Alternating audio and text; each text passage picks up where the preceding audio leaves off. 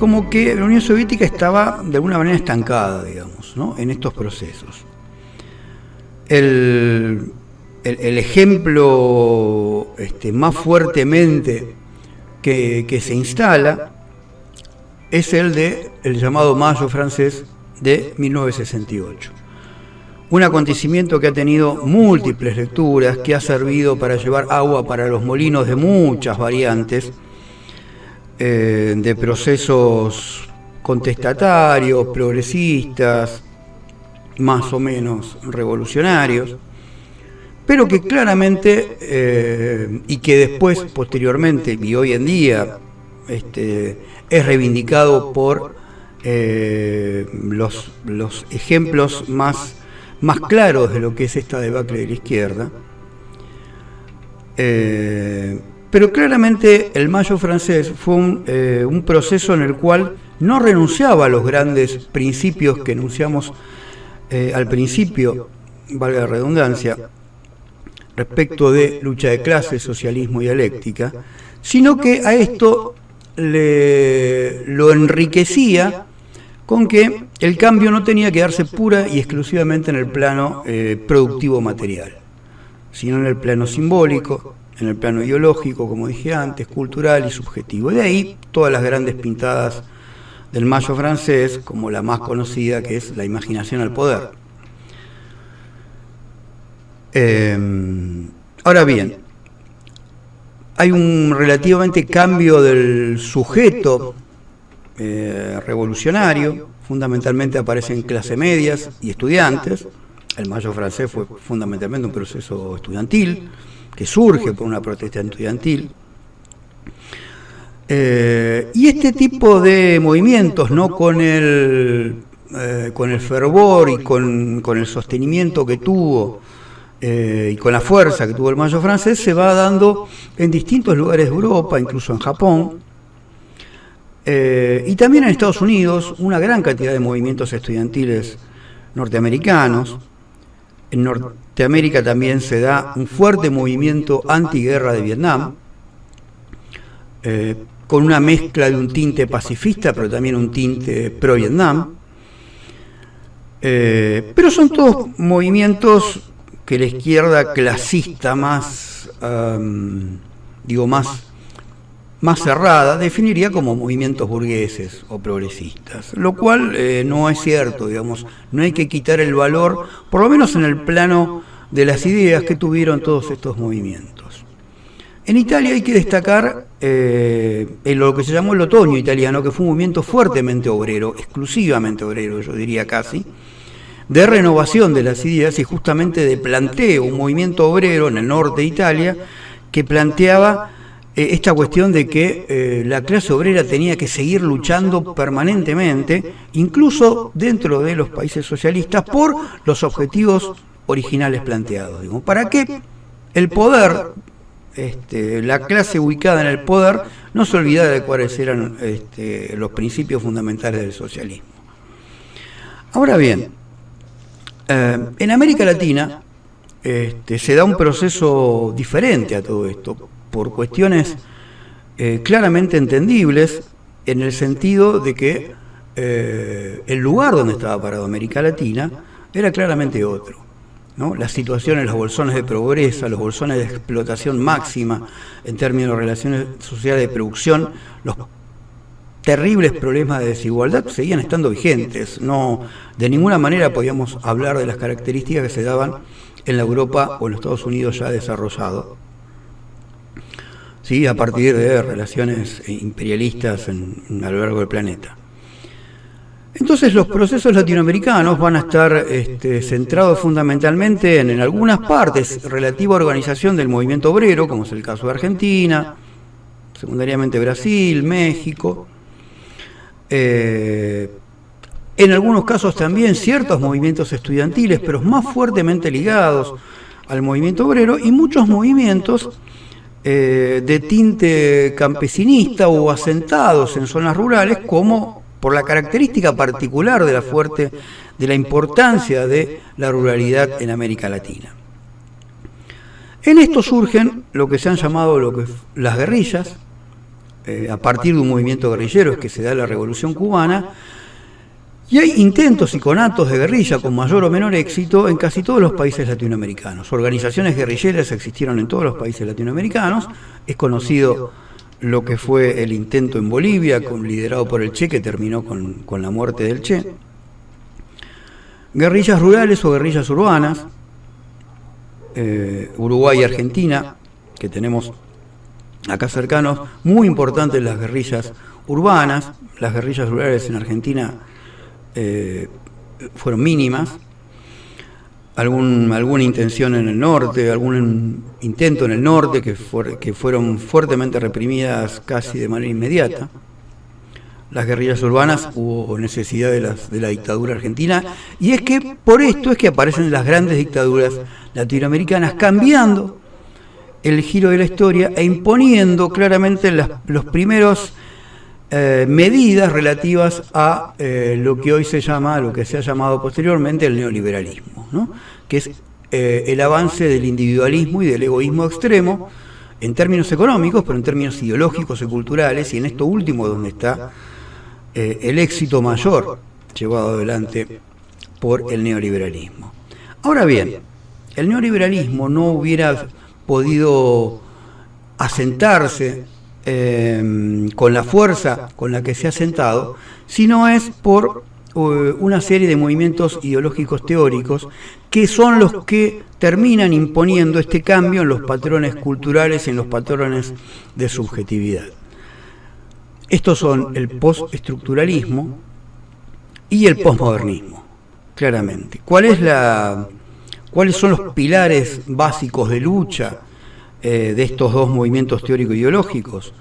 Es dar por terminado la idea de totalidad. La idea de totalidad está asociada a la idea de modernidad progresista, que implicaba las cuestiones de lucha de clases, dialéctica y socialismo. Y en cambio de la idea de totalidad aparecen las nociones de relativismo y de diversidades. ¿Qué quiere decir esto? Que ya no hay una única verdad, hay múltiples verdades y son todas igualmente válidas. Y el posmodernismo se consolida fuertemente con las ideas básicas muy conocidas de el fin de la historia y la muerte de las ideologías. ¿Sí? Esto es post caída del muro de Berlín, claramente. Estas ideas de diversidades y de relativismo tiran abajo la discusión que se venía dando antes entre capitalismo y anticapitalismo. Ya esa discusión ya no es válida, porque esa es una verdad, era una verdad. Ahora lo que hay, lo que debe haber y lo que hay, son discusiones de múltiples verdades. Y la discusión se dirige exclusivamente al plano ideológico intelectual. ¿Sí? Con la caída del muro de Berlín se considera que ya no hay cambio posible en el plano económico-político, y por lo tanto la discusión es, si bien no se plantea de esta manera, pero la discusión es, bueno, ¿qué tipo de capitalismo nos vamos a dar? Total, ya no tenemos enemigo, avancemos con el capitalismo. Bueno, ¿qué pasa con la izquierda?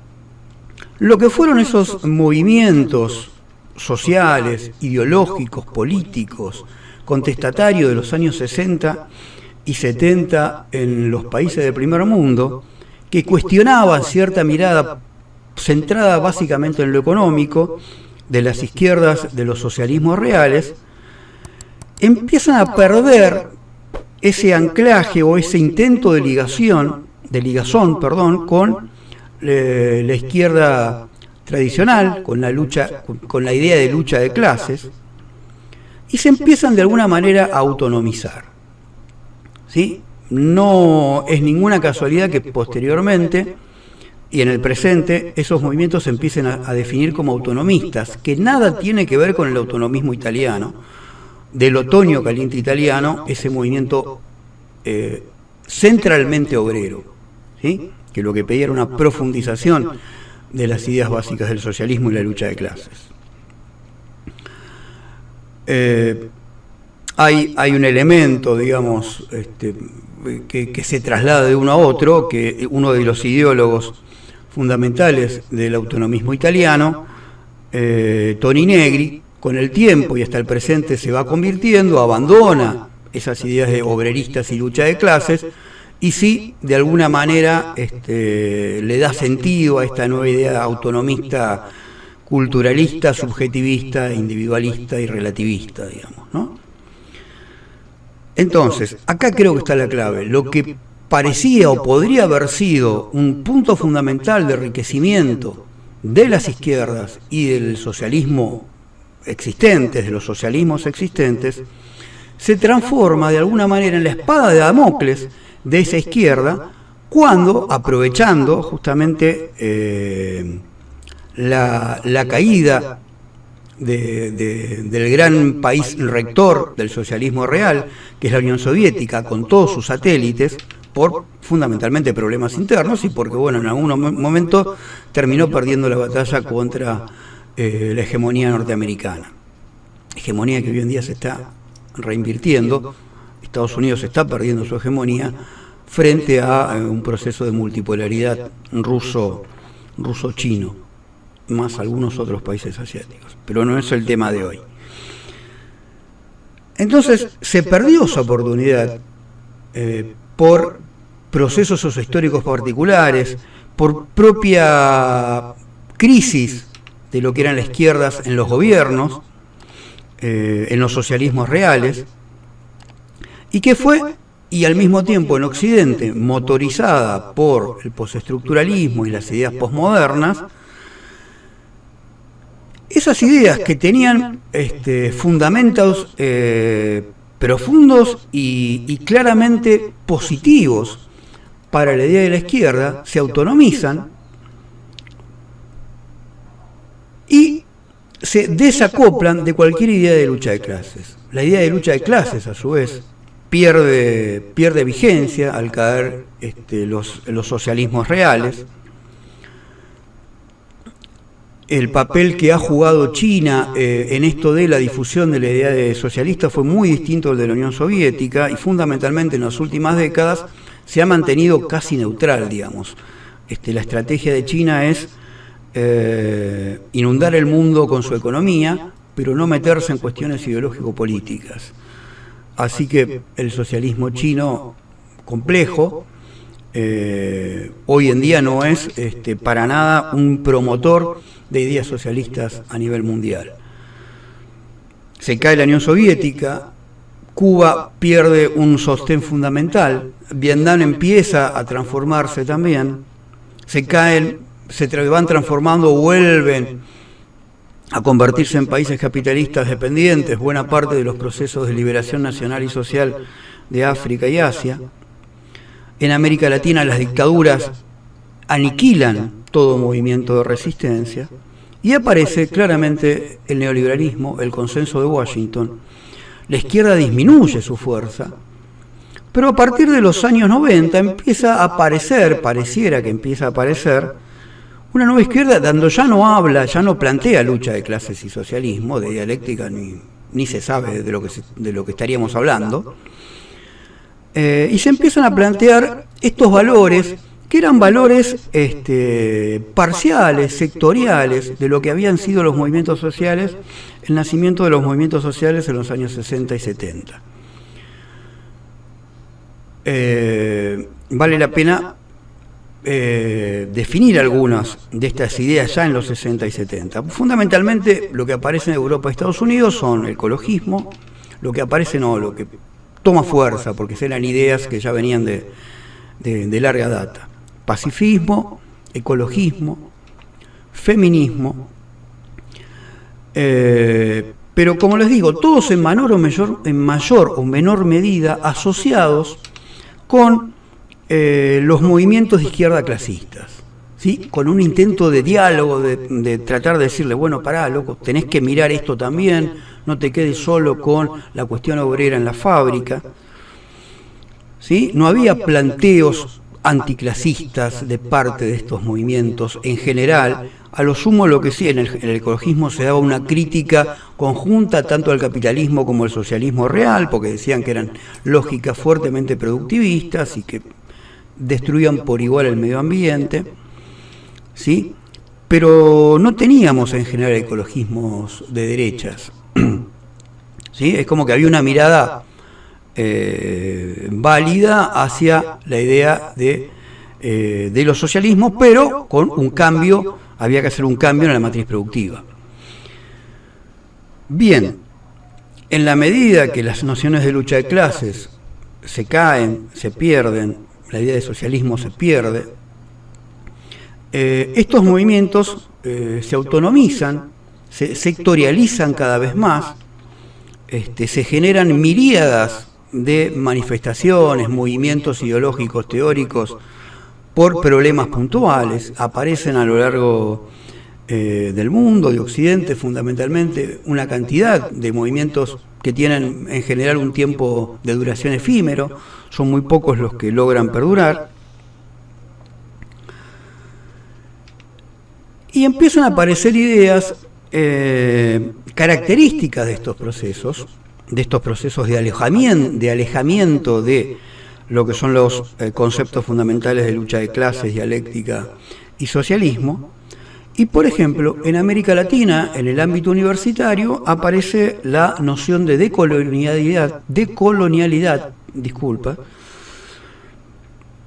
llevada adelante por una serie de académicos, valga la redundancia, como podrían ser los más conocidos y los reconocidos como líderes de este movimiento de decolonialidad, son Aníbal Quijano, Walter Mignolo y el teólogo Enrique Dussel, otrora un fuerte representante del marxismo y de las ideas de lucha de clases y socialismo, digamos, que plantea la tesis de la decolonialidad, muy seguida en los ámbitos académicos latinoamericanos de las últimas 2 décadas, plantea una fuerte crítica al eurocentrismo, pero básicamente a la modernidad europea. A ver, nos guste o no nos guste, la modernidad nace en Europa occidental y es la que se expande y se irradia a todo el planeta.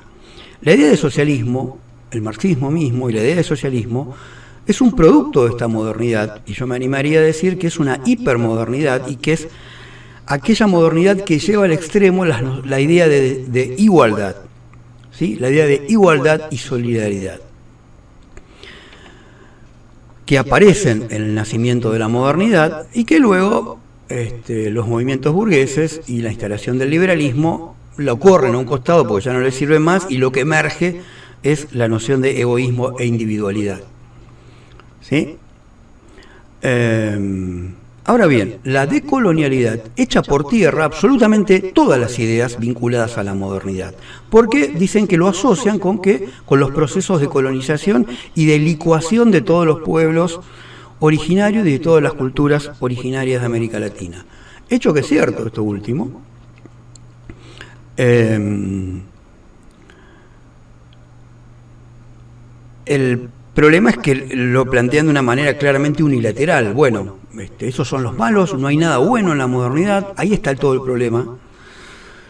Y entonces la alternativa son movimientos autónomos y originarios. Los ejemplos de movimientos antidecoloniales son los movimientos sin tierra, distintos movimientos, toda una serie de cantidad de movimientos de pueblos originarios, los que sostuvieron al principio a Correa en Ecuador, a Evo Morales en Bolivia, y fundamentalmente el movimiento decolonial por antinomacía es el zapatismo, ¿sí? Hoy en día totalmente desaparecido, pero que en su momento planteaba como principio fundamental caminar al paso del más lento. Digo, es muy interesante, esto se veía en lo que era la izquierda latinoamericana como el gran descubrimiento, la gran llama que nos iba a llevar adelante, y pensémoslo 2 segundos. Esto quería decir que mientras el enemigo venía y nos atacaba con aviones supersónicos, nosotros íbamos a organizarnos en base a carretas medievales, digamos, ¿no? Bueno, una sencilla noción de sentido común nos muestra que más autoderrota, más idea de autoderrota que esta no puede haber, digamos, ¿no? Lo que se comparte con estos movimientos autónomos es esta cosa de organización interna, no enfrentar al enemigo, al capitán, sino de autoorganización de base, cooperativa. El problema es que el enemigo, mientras tanto, nos está tratando de destruir, y lo ha hecho con cada uno de estos movimientos autónomos. El otro proceso que es mucho más reciente y que es característico de Estados Unidos, pero que se expande tanto en Europa Occidental como América Latina, fundamentalmente en las clases medias, es lo que se ha llamado lo woke. Y esto es muy paradójico porque también marca una mezcolanza rara de acuerdo a los parámetros tradicionales de la modernidad, porque el concepto woke es un concepto que, si bien surge originariamente de movimientos, de los propios movimientos y fundamentalmente de los movimientos negros norteamericanos ante la discriminación que sufren permanentemente a pesar de que hoy en día la esclavitud ya ha sido totalmente erradicada, la discriminación también, pero en la práctica se siguen dando procesos de discriminación, y esto se ve en muchos ataques de policías en movilizaciones populares, o el desigual trato que tienen los negros respecto de la población blanca en todo hecho de justicia, o en todo hecho policial. Entonces, dentro del movimiento negro, fundamentalmente de resistencia, aparece la idea de stay woke, permanecer alerta. Ahora bien, ¿quién lo toma como idea crítica? Lo toma la derecha, ¿sí? El Partido Conservador, fundamentalmente. Empieza a criticar a estos movimientos, y lo woke viene a ser el enemigo. Porque, bueno, fundamentalmente estos movimientos tenían en general una preferencia siempre por el Partido Demócrata y no por el Republicano. Cuando gana Trump la interna y es presidente, se hace fuerte también con esta idea anti-woke. Ahora, estos movimientos o esta ideología woke, ¿hacia dónde avanza y cómo avanza? El Partido Demócrata y la socialdemocracia y el liberalismo en el mundo, hoy en día entre el liberalismo y socialdemocracia no hay diferencia, solo una diferencia de marketing, asociada a los fuertes capitales especulativos internacionales, fundamentalmente los fondos de inversión, y en esto valga el ejemplo de la Open Society de George Soros, empiezan a tomar estos movimientos parciales, anclados en las ideas de relativismo y diversidad, como, bueno, estos son movimientos de justicia, y son claramente anticlasistas, o no clasistas en principio. Entonces, qué buena oportunidad para que las masas empiecen a movilizar por esto, porque total, al fin de cuentas, no son anticapitalistas, que las masas empiecen a movilizar atrás de estas ideas, porque así de alguna manera siempre va a haber protesta. Entonces, que la protesta sean por cuestiones que tienen una justicia válida y social para sectores, pero que no implican para nada un cambio radical del sistema. Entonces, la cantidad de fondos que empiezan a aparecer para este tipo de movimientos, no para organizar protestas, pero sí para llevar adelante estas ideas. Luego surge el veganismo, pero el veganismo no como una elección individual de yo elijo comer vegetales en lugar de carnes, sino como un movimiento ideológico enfrentado, y los carnívoros somos, ya me deschavé acá, somos los enemigos del sistema, los enemigos de la vanguardia de cambio, ¿sí? Y empieza a aparecer esta idea, digamos. Aquel que no está de acuerdo con este movimiento puntual, sectorial, de esta idea sectorial, empieza a aparecer como el enemigo, y empieza a aparecer la noción de cancelación, ¿sí? Irrumpe la cuestión de género reemplazando a la idea de sexo. La cuestión de género está asociada con la autopercepción, una condición fuertemente individualista, relativista. La autopercepción es relativa a mí y a ningún otro, ¿sí? Y eso es lo válido. Ya no, lo intersubjetivamente válido no tiene ningún sentido. Lo único que vale es lo que yo considero que es válido. y está bien mientras lo considere para mí. El problema es que cuando la cancelación aparece, cuando esa verdad personal se traslada a la idea de verdad universal.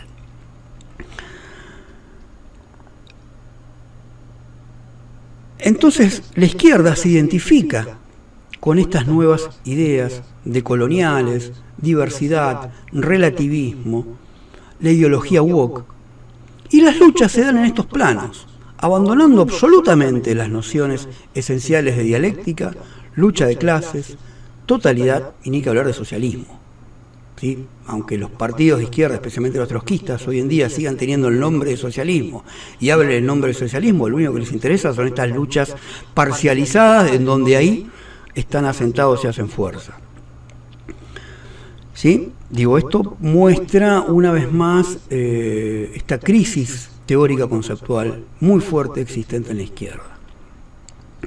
Ahora bien, ante este planteo que no aparece como muy optimista de mi parte, no nos queda otra más que reflexionar críticamente, empezar a entender esto que está pasando, cómo las ideas neoliberales, individualistas, egoístas, relativistas, se han terminado por imponer, y ahí está el verdadero éxito de toda esta avanzada en contra de las grandes masas trabajadoras en sus distintas complejidades del trabajo, porque el trabajo se ha complejizado muchísimo a lo largo del siglo XX y más del siglo XXI, con la pérdida de identidad de lo que es la condición de trabajador y la condición de explotado.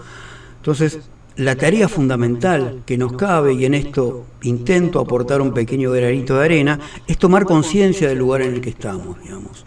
Cómo han logrado imponer, cómo las ideas neoliberales han logrado imponer, y la posmodernidad, estas nociones que llevan a la derrota indiscutible y que han sido incorporados por lo que ha quedado de izquierda. ¿Sí? Entonces, hasta que no logremos reconocer esto y superarlo ideológicamente, no podrá volver a resurgir una izquierda que se plante realmente frente a las nuevas formas que tiene la dominación, la explotación y la alienación contemporánea. Bueno, con esto quiero dar una pequeña o un breve inicio de un debate que me parece muy rico y que espero que lo podamos seguir por este canal. Antes de irme, los invito a suscribirse al canal, a darles me gusta y aportar todo lo rico que puedan aportar en los comentarios. Desde ya, muchas gracias.